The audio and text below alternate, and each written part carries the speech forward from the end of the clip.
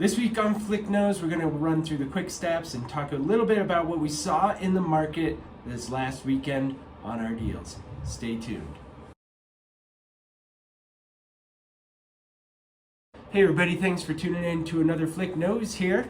We're going to talk about what happened this last weekend. We had 3 properties that we were working on over the weekend, and I just want to share with you what happened in those 3 situations, as well as just go through the quick stats. So we'll go through the quick stats first here. New listings in the last 7 days, 24 new listings pending. We're looking at 41 pending in the last 7 days. Pretty good size number there. I do think that it's pretty awesome that we are seeing more inventory coming on, and that's indicated by the 41 pending there. Sold, we saw 36 properties sold in the last 7 days and 9 properties price reduced. So we're back up almost to the double digits of price reductions there.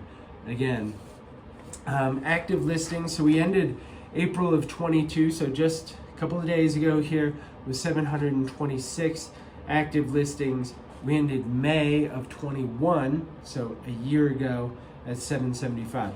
I always like to throw that comparison in there of like where we are trying to end the month to be on par with active listings, and so where did we end last month, where are we today, and where did we end last year? Kind of 3 data points there. We ended last year's May at 775. Today we're at 728, of which we've got 167 that are active choices there. So let's talk a little bit about what we saw this past weekend on our deals. We had 3 properties in contention over the weekend. One, we were representing the sellers. That property got negotiated a little bit. So that was an interesting one. Took about 3 days, right? Back and forth, to come up with a agreement of price, if you will. We kind of knock out the terms pretty early on and agreed on the price. So that was one property. That's rare to hear that these days, isn't it? The other property we were representing some buyers on. Property had been on the market for about a week, price reduced, and then we were able to negotiate on that one as well. I really think we got a pretty stellar deal on that one. It is not updated. The comps that we're looking at are updated, and we're well below the updated comps, and so there's room for that equity there. Now here's the kicker.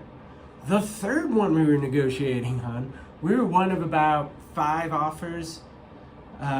We ended up losing. We were one of the top 3 offers. They came back and asked us if we would raise our price a little bit more, and the buyers opted not to. But 3 really different scenarios. And the reason I'm sharing this with you, we wrote a really great offer that went up above asking price. It was as far as the buyers were comfortable going on this particular property. And we kind of knew there might be a long shot, but we really worked on the terms. We figured we were going to be in the ballpark. Thought maybe we could get lucky, right? But we went into it eyes open, and ultimately they did come back, I think, to the 3 highest ones and said, hey, you're not the highest one. Would you like to raise your offer? Buyers opted not to. But 3 really different situations. 2 where we were able to negotiate, and 1 where we were one of like 5 offers. So it is very property dependent right now. It is very price dependent, price point dependent on whether we get to negotiate those properties or not. It also depends on how long the property's been on the market. So these are some of the factors that we're looking at when we're coming up with what a good offer is going to look like. So if a property out there interests you, let us know straight away. If we haven't been able to notify you of the property yet and you see it, certainly let us know if you get to it before we do, so that we can kind of put together a strategy on how we're going to go about taking a look at that property. But as always, we're here for you. We're always working for you. We want to get it done at a price that you're comfortable with. So as always, any questions, teamflick@summitliving.com. Thanks for tuning in, and we'll talk to you next week for another episode of Flick Knows.